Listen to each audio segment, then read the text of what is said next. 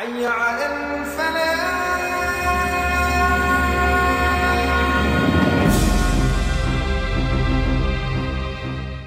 بسم الله الرحمن الرحيم.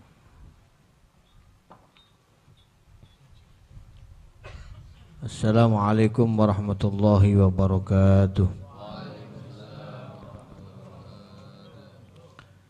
بسم الله الرحمن الرحيم. الحمد لله رب العالمين.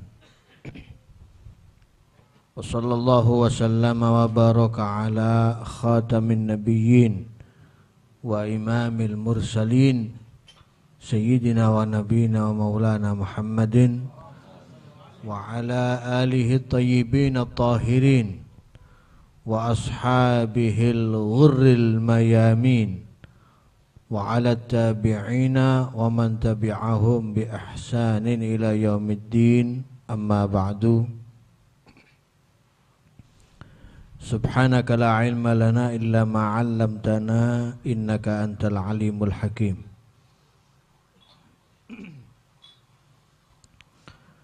Al-muwaqqarin wal muhtaramin, para habaib sadatina al-alawiyin, khususnya Al-Habibul Ustadz Idrus Al-Muhdar, Al-Habib Al-Ustadz Tariq As-Saqaf,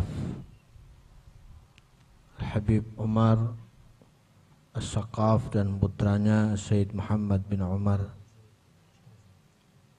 dan khususnya sahib al-bait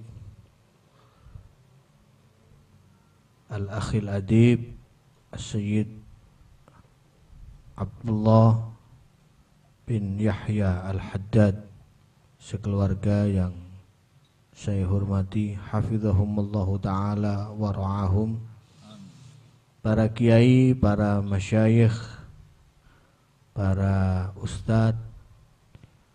Karena saya tidak kenal, saya tidak dapat menyebutkan satu persatu namanya tanpa mengurangi rasa hormat dan rasa cinta saya kepada antum semuanya. Para hadirin sekalian, para jamaah majlis Al-Hawi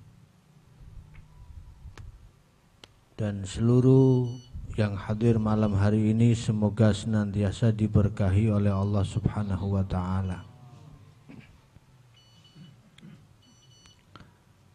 Membuka apa yang akan saya sampaikan, terlebih dahulu saya ingin membuka dengan hadis Nabi Sallallahu Alaihi Wasallam. Beliau bersabda, Innallaha yab'atsu li hadhil ummati ala ra'si kulli mi'atin may yujaddidu laha amra diniha.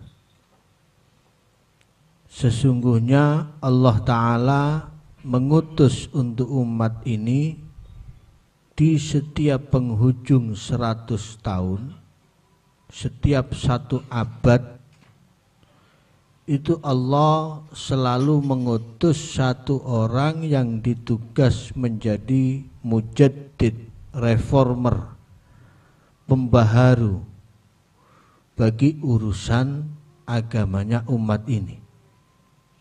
Yang dimaksud pembaharu bukan membuat hal-hal yang baru, tetapi memperbarui semangat keagamaan umat ini. Dan mujaddid ini sudah sunnatullah, akan terus lahir setiap 100 tahun, setiap satu abad. Imam Syafi'i termasuk mujaddid, Imam Ghazali mujaddid. Sampai pada kurun ke-11 baru mujaddid itu ke tangan daripada Sadah Alawiyin, keturunan Rasulullah SAW. Dan mujaddid pertama dari kalangan As-Sadatil Alawiyin fil qarnil hadi asyar, pada abad ke-11, yaitu yang berjuluk Qutbud Da'wah wal Irsyad wa Ghawthul Ibad wal Bilad, Al-Habibul Imam Abdullah bin Alawi Al-Haddad, yang tadi kitabnya dibaca. Itu beliau mujaddid pertama dari kalangan Sadah. Dan setelah beliau terus turun-temurun, mujaddid itu selalu dari kalangan Sadah Alawiyin. Dan saya mendengar secara langsung dengan telinga saya ada seorang ulama, saya tidak sebutkan namanya, berkata mujaddid terakhir adalah Al-Allama Al-Muhaddits As-Sayyid Muhammad bin Alawi Al-Maliki Al-Hasani, yang wafat beberapa tahun yang lalu. Ini para mujaddid yang merupakan sudah sunnatullah, tradisi Allah untuk menjaga keberlangsungan agama ini. Di dalam kitab Hikmatut Tasyri' wa Falsafatuh, hikmahnya penciptaan syariat dan falsafahnya, karangan Al-Jurjawi. Ini penting untuk kita ketahui supaya kita faham apa tujuan daripada syariat samawiyah diturunkan oleh Allah Subhanahu wa taala melalui irsalur rusul, melalui pengutusan para rasul-rasul Allah Subhanahu wa taala. Di bagian pertama saya membaca pada bab Hikmatut Tasyri', bisa dikoreksi, dicek di situ. Saya simpulkan ternyata di situ disebutkan bahwa tujuan Allah Ta'ala menetapkan syariat Islam, syariat samawiyah, asy-syara'i' as-samawiyah, baik yang dibawa oleh nabi-nabi yang terdahulu sampai yang dibawa oleh Nabi kita Muhammad sallallahu alaihi wasallam, ini memiliki 4 tujuan utama. Penting menjadi renungan kita bersama malam hari ini. Saya akan coba terangkan satu persatu dengan waktu yang terbatas, tetapi semoga bisa menjadi tambahan ilmu yang bermanfaat. Tujuan yang pertama, diciptakannya atau ditetapkannya syariat-syariat samawiyah. Ini adalah ma'rifatullah. Ini yang pertama. Ma'rifatullahi wa tauhiduhu wa tamjiduhu wa wasfuhu bisifatil kamal wa wassifatil wajibati lahu wal mustahilati alaih wal jaizah. Mohon bagian mikrofon ya dibenahi mikrofonnya, karena kalau mic itu sudah tidak enak bisa mengganggu konsentrasi. Jadi yang pertama ma'rifatullah, ini hubungannya dengan tauhid. Tauhid mengesahkan ibadah penyembahan hanya kepada Allah. Berarti mengesahkan seluruh tujuan hidup kita hanya untuk Allah. Mengesahkan segala aktivitas kita hanya untuk Allah.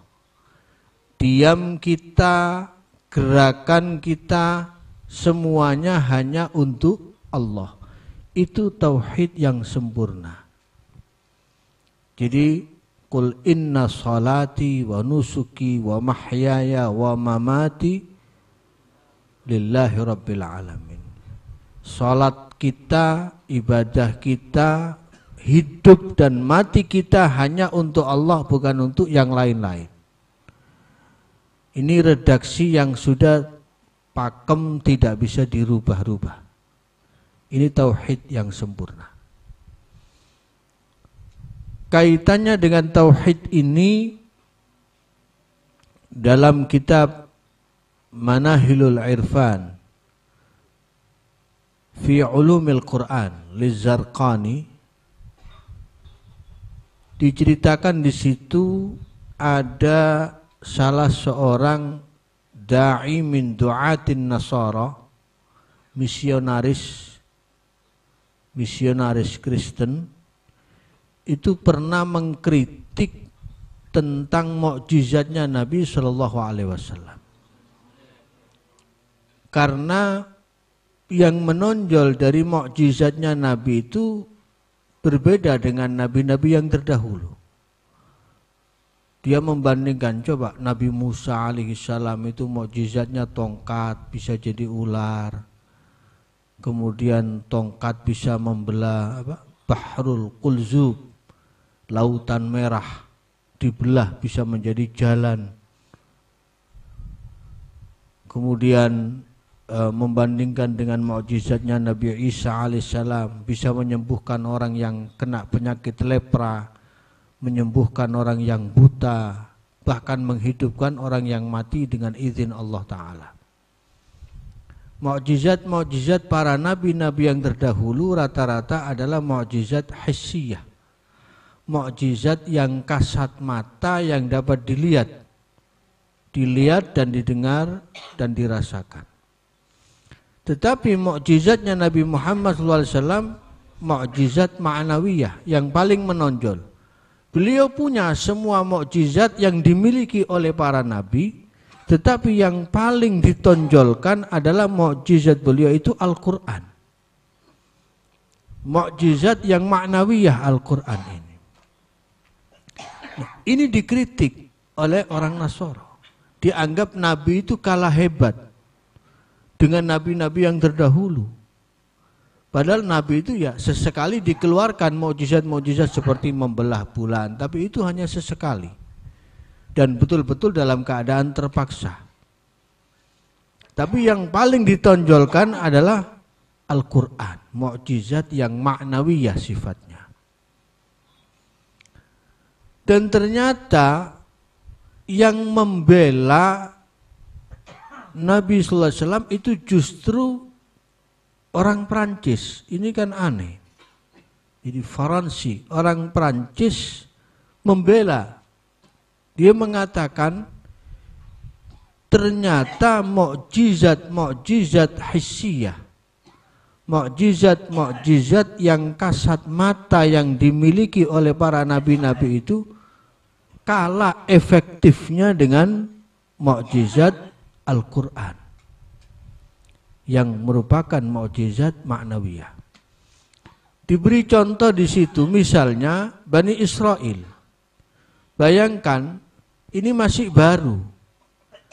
Nabi Musa alaihissalam membelah lautan merah dengan tongkatnya. Belum lama, lautan itu membelah menjadi jalan, jadi tol Suramadu, gitu ya.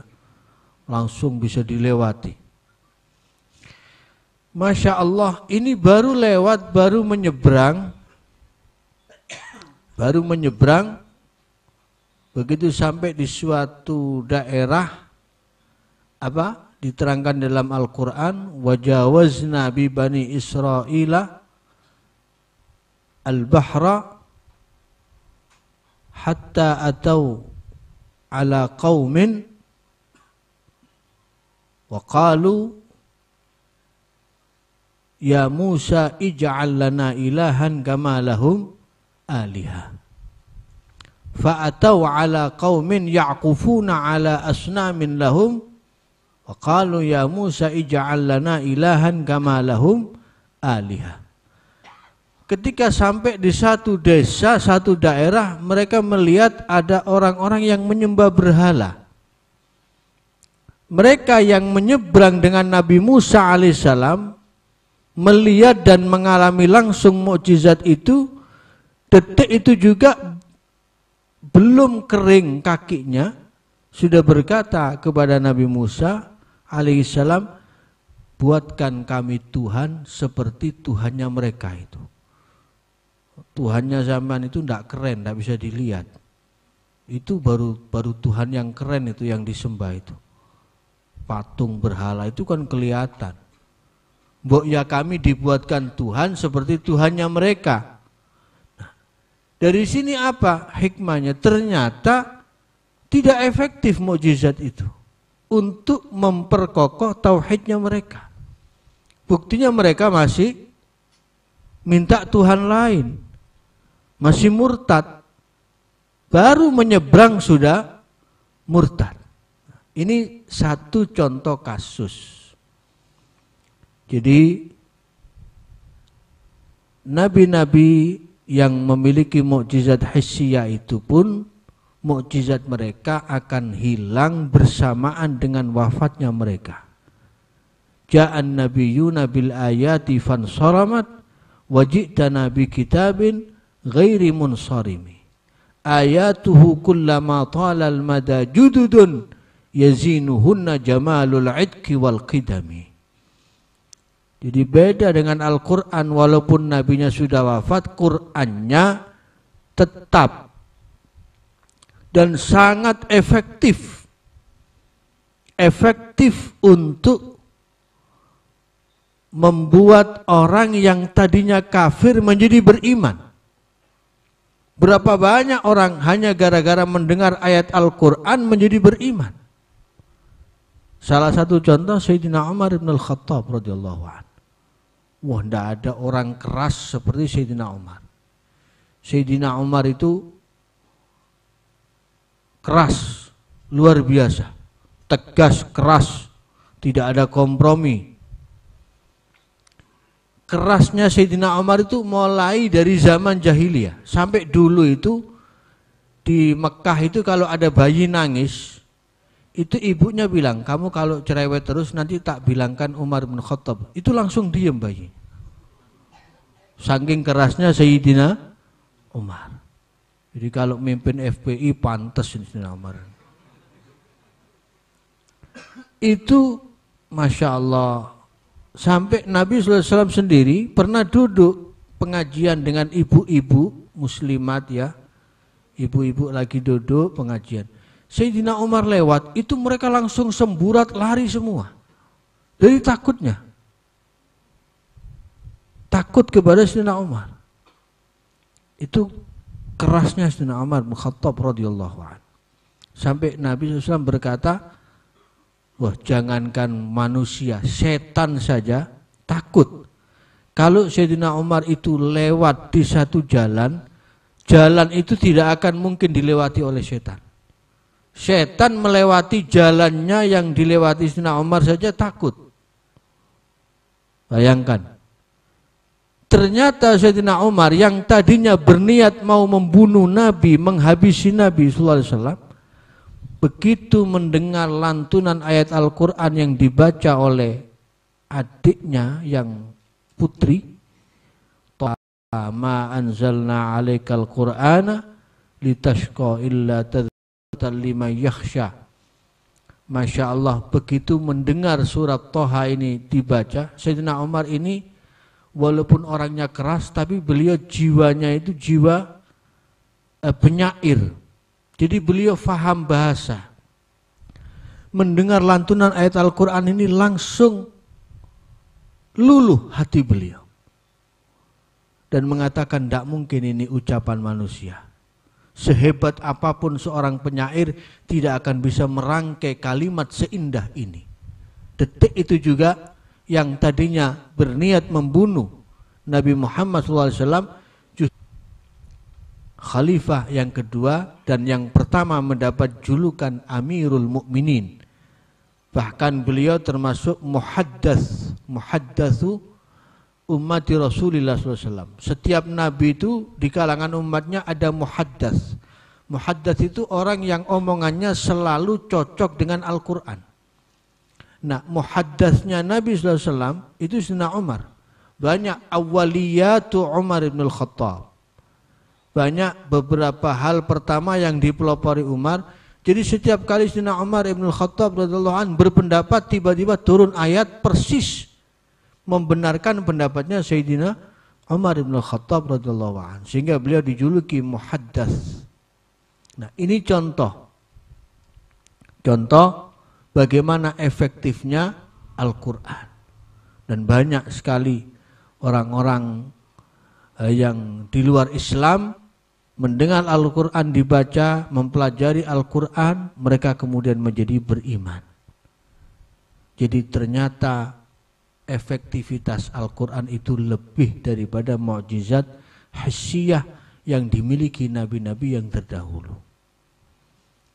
Ini yang pertama, ma'rifatullah, tauhid yang sempurna.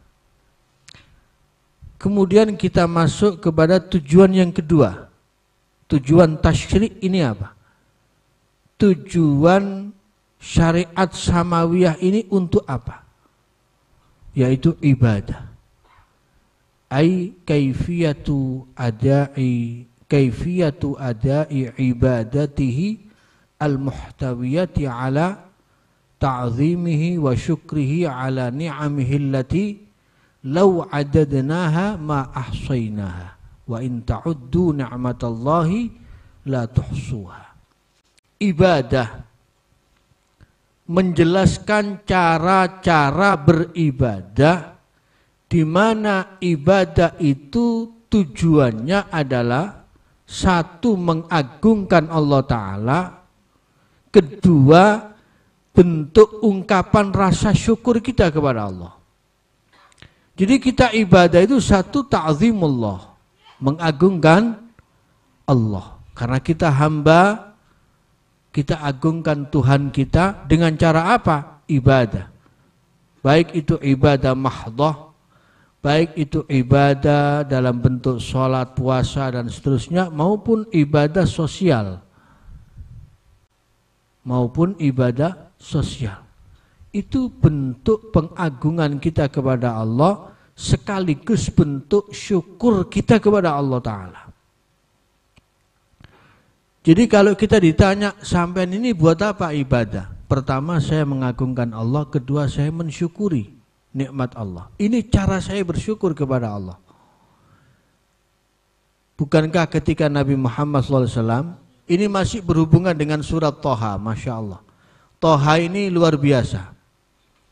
Surat Thaha ini ada riwayat, Innallaha ta'ala qara'a Thaha wa Yasin qabla ayyakhluqal arda bi alfai am.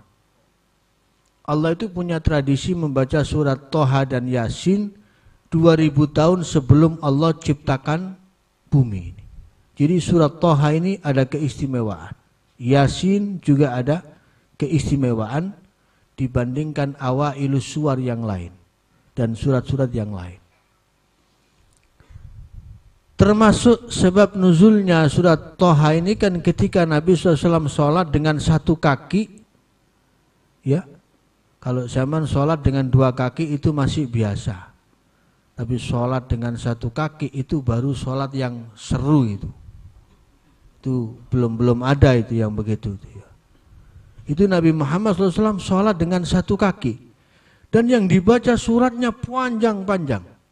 Pernah itu sekali dialami oleh Nabi SAW, dilakukan oleh Nabi. Surat Al-Baqarah, Ali Imran, rakaat kedua surat An-Nisa, surat, Masya Allah, surat panjang-panjang sampai bengkak kedua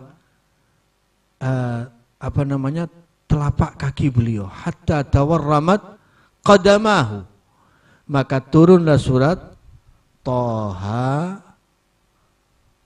Thaha itu nama Nabi sebenarnya. Walaupun ulama itu kebanyakan awailus suwar, awal-awal surat itu yang menjadi pembuka surat, itu seringkali diartikan Allahu a'lamu bimuradihi bidzalik. Allah yang maha tahu. Tapi untuk khusus Thaha dan Yasin ini, satu secara riwayat, ada riwayatnya, ya, bahwa Thaha itu Nabi SAW menyebut nama beliau salah satunya adalah Thaha dan Yasin. Jadi Thaha dan Yasin ini sudah bisa ditebak kalau Toha itu maknanya Nabi Muhammad. Yasin juga nama Nabi Muhammad. Beliau sallallahu alaihi wasallam dalam hadis yang disebut namanya diantaranya Anal Hasyir, Anal Aqib, Ana Toha, Ana Yasin. Saya Hasyir, saya Aqib, saya Toha, saya Yasin. Jadi itu disebut oleh Nabi SAW. Secara riwayat jelas. Kemudian secara siyakul kalam, setelah Toha, ma anzalna alaika, kanya kembali kepada Toha. Berarti Nabi Muhammad SAW. Ma anzalna alaika al-Qur'ana litashqa, tidak aku turunkan Al-Quran kepada kamu litashqa, ay litata'aba fil ibadah, au litut'iba nafsaka fil ibadah min tulil qiyami fis salah. Tidak aku turunkan Al-Quran ini untuk membuat kamu payah dalam beribadah, termasuk berdiri lama dalam sholat itu. Bukan itu tujuan aku turunkan Al-Quran kepadamu. Jadi bukan supaya kamu menjadi payah, tulitashqa, ailitat'aba min fi'lika gitu, min tulil qiyami fis shalah. Kemudian secara isti'mali, Toha dan Yasin ini kan sering digunakan sholawatan. Ala Toha Rasulillah, ala Yasin Habibillah. Jadi dari situ sudah bisa mudah ditebak kalau Toha dan Yasin ini maksudnya adalah nama daripada Nabi Muhammad SAW. Riwayatan, secara riwayat maupun secara siyakul kalam, Yasin wal Qur'anil Hakim innaka laminal mursalin. Juga secara isti'mali. Kemudian para hadirin sekalian, maka ketika Sayyidah Aisyah radhiyallahu taala anha bukan menegur Nabi ya, mempertanyakan kenapa Nabi kok sampai berpayah-payah dalam beribadah, sholat sampai bengkak. Apa jawaban beliau alaihi salatu wassalam? Afala akunu abdan syakura. Tidak bolehkah aku menjadi seorang hamba yang banyak bersyukur kepada Allah? Jadi artinya di sini sholatnya beliau, ibadahnya beliau itu sebagai bentuk ungkapan cara beliau bersyukur kepada Allah Subhanahu wa taala. Jadi ini yang kedua, ibadah. Ada satu cerita menarik ini. Dalam tafsirnya Ibnu Ajibah, Al-Bahrul Madid, suatu saat Sayyidina Umar ibn al-Khattab radhiyallahu anhu itu sedang berjalan. Beliau menjumpai ada seorang rahib, orang Nasrani ya, pendeta Nasrani, Isawi, Masihi, itu sedang beribadah. Orangnya sudah sepuh, sudah tua, sedang beribadah. Dikenal orang ini zuhud, dikenal wara', ya, wirai, tidak pernah macam-macam, hidupnya hanya ibadah saja. Ibadah di tempat ibadahnya dia. Ya otomatis ibadahnya nggak sama, karena bukan dari agama kita. Maka ketika Sayyidina Umar ibn al-Khattab radhiyallahu an menoleh melihat orang itu, apa kata beliau? Yang terucap dari lisan beliau, amilatun nasibah. Amilatun nasibah. Ini orang beramal tapi cuma dapat payah. Jadi sekarang itu banyak orang beramal ibadah cuma dapat capek, cuma dapat nasab, at-ta'ab wan nasab. Kenapa? Karena dia mungkin mengkorup sebagian ayat-ayat Al-Quran, atau mungkin dia menafsiri Al-Quran dengan seenak akalnya sendiri, atau mungkin dia menistakan agamanya sendiri, atau mungkin dia tidak santun kepada syariatnya. Maka walaupun dia beribadah percuma. Amilatun nasibah. Mungkin karena dia pemikirannya yang liberal, maka amalnya menjadi sia-sia. Dia hanya mendapat capek dan payah, tidak dapat balasan apapun dari Allah Subhanahu wa ta'ala. Jangan sampai kita menjadi orang yang amilatun nasibah. Ini yang kedua, ibadah. Yang ketiga adalah akhlak. Akhlak didahului dengan al-hathu 'alal amri bil ma'ruf wan nahyi 'anil munkar wat tahalli bil adabil fadilah wal akhlaqit tahirah, dan seterusnya. Jadi mengajak orang amar ma'ruf nahi munkar. Amar ma'ruf nahi munkar gini, amar ma'ruf itu tidak hanya harus dengan lisan. Nahi mungkar juga begitu, tidak cukup hanya dengan lisan. Ada istilah lisanul hal afsahu min lisanil maqal. Ada lisanul hal. Jadi misalnya begini, amar ma'ruf itu sebenarnya menjadikan perkara yang baik itu menjadi urusan kita bersama. Itu amar ma'ruf, hakikatnya itu seperti itu. Itu amar ma'ruf. Nah, begitu juga nahi mungkar, menjadikan kemungkaran itu sebagai urusan kita bersama untuk kita selesaikan. Itu namanya nahi mungkar dalam makna yang lebih luas. Jadi jangan dipersempit. Makna amar ma'ruf nahi mungkar itu hanya harus dengan orasi, dengan dakwah, dengan ceramah, dengan pidato, tidak. Kita jadikan ma'ruf dan mungkar itu menjadi urusan kita bersama untuk kita, yang ma'ruf kita angkat, yang mungkar kita minimalisir. Itu namanya amar ma'ruf nahi mungkar. Dan jangan lupa ada lisanul hal. Ada lisanul hal. Jadi misalnya begini, lisanul hal saya kasih contoh.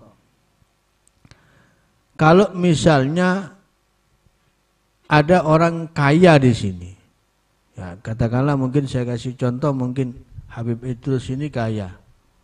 Ya, misalnya, amin ya, saya juga doakan juga ya.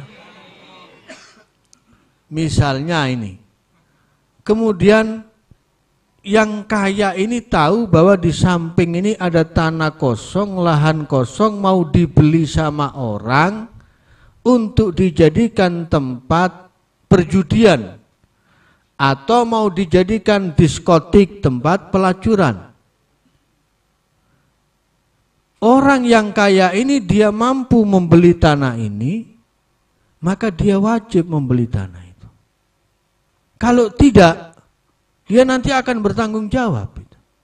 Berarti dia membiarkan kemungkaran.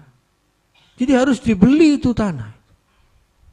Tanah itu dibeli tujuannya untuk mencegah supaya tidak dijadikan tempat perjudian, tempat prostitusi, dan tempat kemungkaran. Ini namanya lisanul hal. Jadi penting sekali. Kita selama ini hanya terpaku pada urusan ceramah, dakwah ya. Tapi lisanul hal kita masih sangat kurang sekali di situ. Padahal itu lebih efektif. Afsahu min lisanil maqal. Jadi akhlak ini Masya Allah. Amar ma'ruf nahi mungkar diteruskan dengan akhlak. Di situ diberi contoh akhlak, dalam kitab itu diberi contoh menghiasi diri dengan akhlak-akhlak yang baik, adab-adab yang luhur, termasuk contohnya muru'ah kal muru'ah fi ighathatil malhuf wa himayatil jiran wa hifdzil amanah was sabri, dan seterusnya. Seperti membantu orang yang butuh bantuan kita, yang sedang menderita. Kemudian menjaga amanat ketika kita mendapatkan amanah. Kemudian menjaga hubungan baik dengan tetangga. Bersabar, itu semua bagian daripada akhlak-akhlak yang baik. Menjaga muru'ah kita, menjaga marwah kita sebagai umat Islam. penting sekali. Akhlak ini sekarang sudah banyak hilang dari umat. Sudah banyak orang tidak berakhlak. Sekarang ini banyak orang tidak berakhlak. Bahkan banyak orang berani menghilangkan martabat kemanusiaan orang lain dengan terang-terangan itu. Apalagi di medsos itu, contohnya itu. Lihat, kalau mau lihat hilangnya akhlaknya umat itu, lihat gambaran di medsos. Bagaimana sekarang anak-anak bermedsos itu? Tidak pakai akhlak. Berani caci sana, maki sini, menghina sana, menghina sini. Masya Allah, prihatin sekali kita lihat itu. Tidak ada akhlak kepada habaib, tidak ada akhlak kepada ulama, tidak ada akhlak kepada pemuka-pemuka agama. Sudah mulai hilang ini akhlak dan tata krama. Padahal ini penting. Allah Ta'ala menyebut akhlak itu dengan redaksi khuluk yang banyak. Khuluk itu di Quran cuma 2 kali disebut. Pertama ada khulukul awwalin, ya, akhlak budi pekerti orang-orang terdahulu. Yang kedua ada khulukun azim. Wa innaka la'ala khulukin azim. Ketika Allah Ta'ala memuji Nabi Muhammad SAW, firman Allah, dan sesungguhnya engkau Muhammad sungguh-sungguh berada di atas budi pekerti yang agung. La'ala khulukin azim. Bukan fi khulukin azim. Bukan di dalam. Tapi di atas. Artinya apa? Akhlak itu menjadi baik karena Nabi Muhammad SAW. Bukan Nabi itu sekedar berakhlak baik, tidak. Tetapi akhlak menjadi baik karena Nabi Muhammad SAW. Dan berapa itu huruf taukidnya di situ? Ada inna, ada lam, la'ala. Yang apa namanya? Makomnya sama dengan sumpah itu. Masih harf isti'la ala khulukin azim. Jadi khulukin azim, akhlak. Akhlak yang baik ini sangat penting sekali.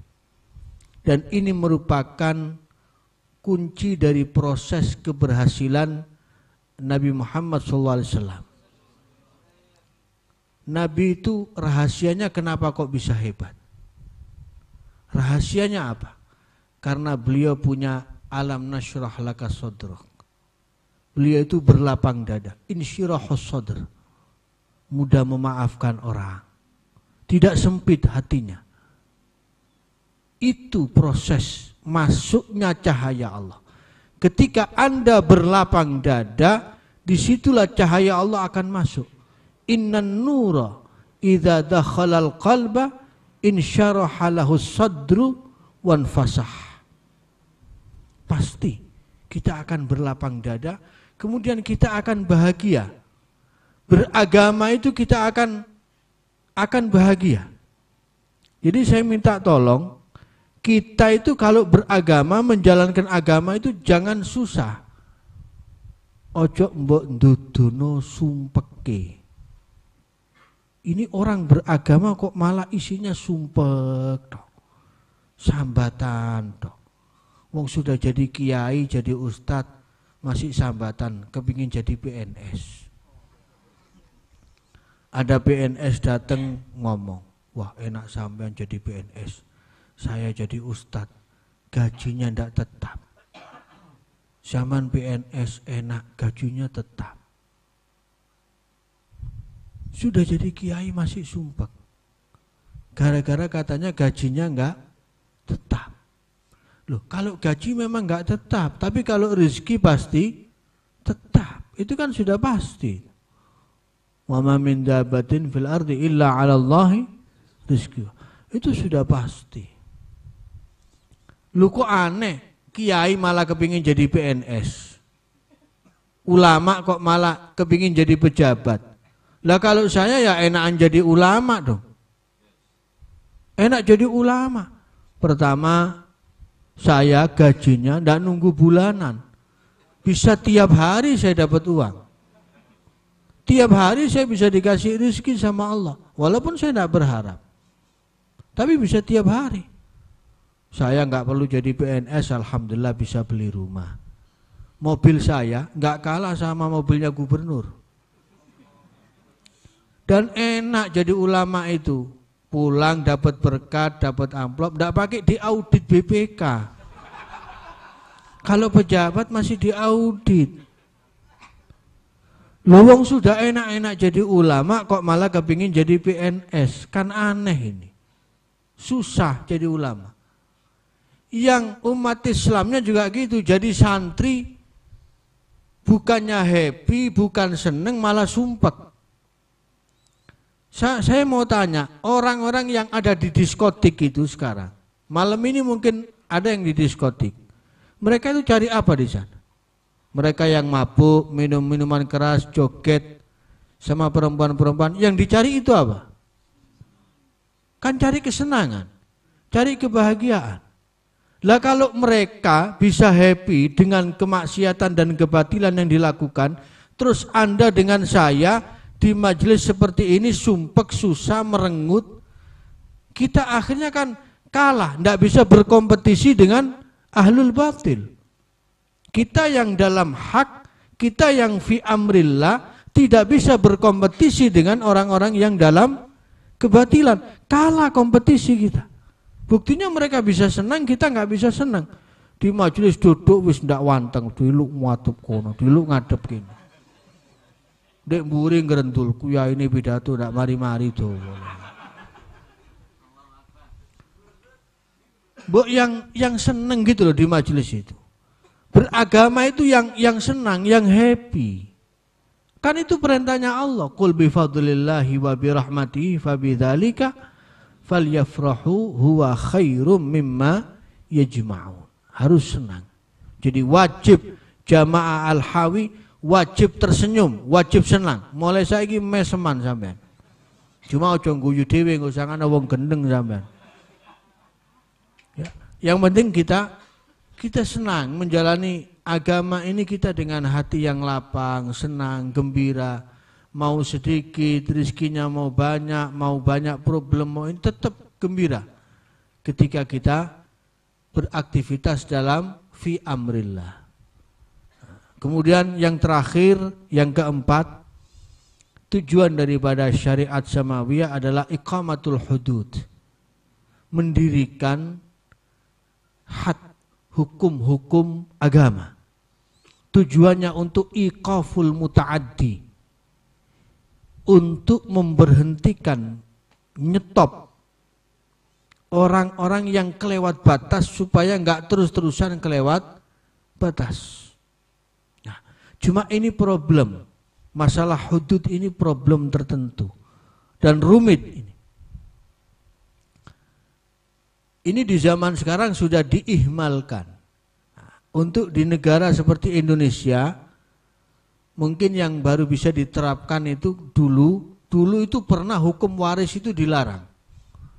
Jadi tidak berlaku itu lidzakari mislu hadzil untsayain. Dulu pernah tidak diberlakukan.